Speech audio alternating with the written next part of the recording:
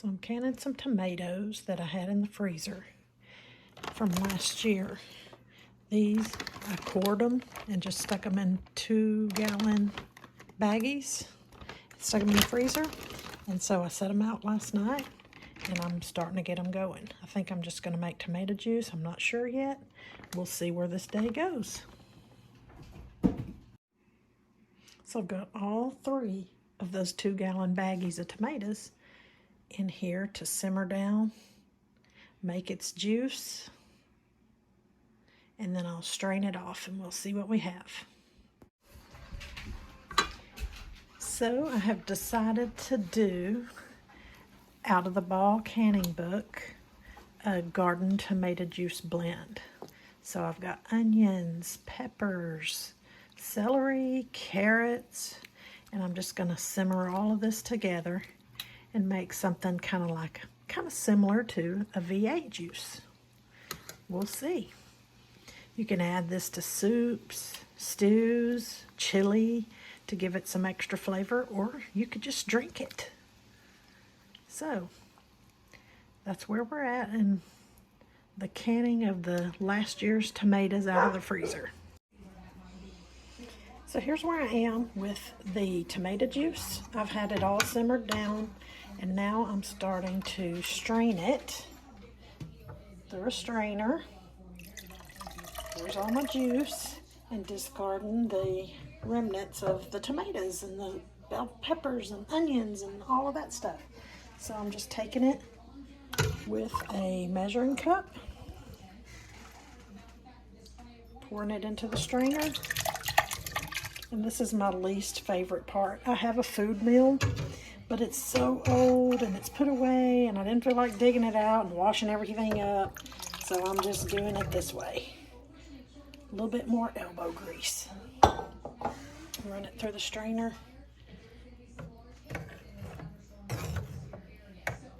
About to have to empty my container.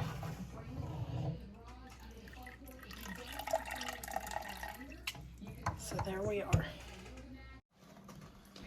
Well, I'm back in the kitchen today, working on this tomato juice again. I started it a couple of days ago. I had to refrigerate it. I think it was the day before yesterday is when I started it. Had to refrigerate it because I had things to do yesterday and I didn't get to it yesterday. So here we go. Got my setup going. Got my quart jars in the hot water bath canner, and the water's getting cold. These are clean. So there's that. Here's my juice. I'm heating it up. Got my setup over here with my funnel and my flats and my rings and my lemon juice. And we'll get this party started here in just a minute when I get everything all heated up and ready to go. All right, so here we go. We got our setup all. I got me a system going whenever I can, so I can just move it right along. So I'm taking a jar. These are hot. Some of them flipped over, so they're full of water. And let's hope I can do this without burning myself. It's been a while since I've canned, so I'm kind of rusty. All right. Hot jar. I'm doing this in quart-sized jars. Woo! I'm doing 2 tablespoons of lemon juice. Goodness, this has a squirter thing on the end and it ain't working out too great. All right, put that there. And generally I use a measuring cup instead of a ladle or anything. It just makes it move along faster. Pour it in my jars.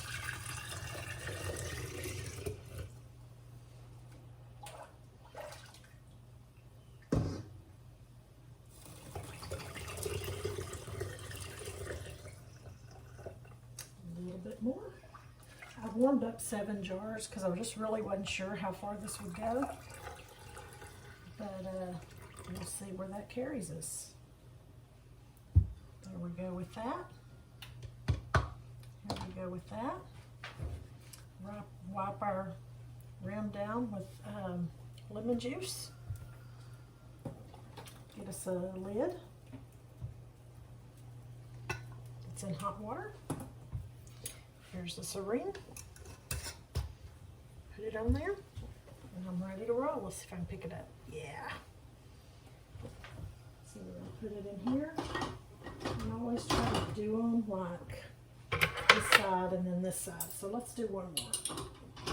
This one didn't have any water in it. Got the jar. Lemon juice. One, two. Tomato juice. And I tasted this, and it tasted pretty yummy. I added a tablespoon of cannon salt in it, and it'll be good. It'll be good in some soups. I mean, heck, I might even drink it, because I really did like the taste of it. Tasted like summertime with a fresh tomato. There we go, about half to 3/4 inch headspace. Boom. Wipe the rim. Get a lid. I'm coming up with 2, and I'm trying not to. There's the lid. Put on a ring.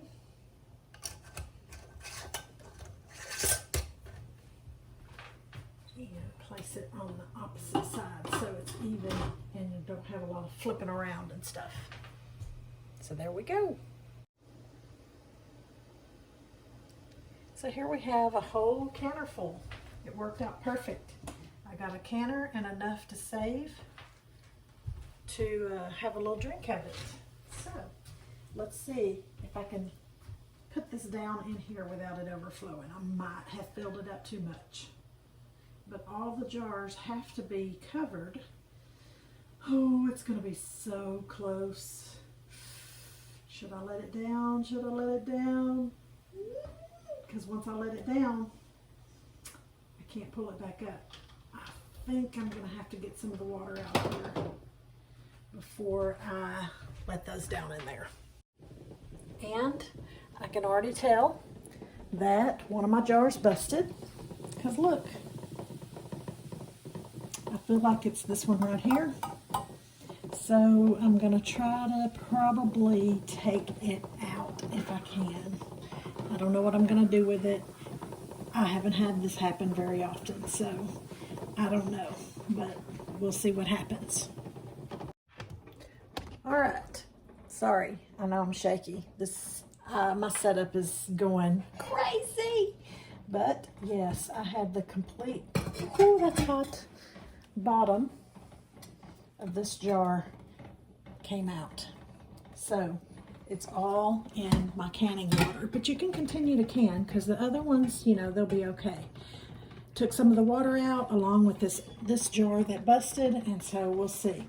It's gonna boil for, oh, that one's floating, so looks like I don't know what's going on. This might be a disaster, but it's real life. This is actual things that happen. So this will can in the water bath canner for 35 minutes. Well, we did end up with 2 busted jars. So that kind of sucks. It really does. It makes me irritated because you lose your food, your time, your effort, and all of that.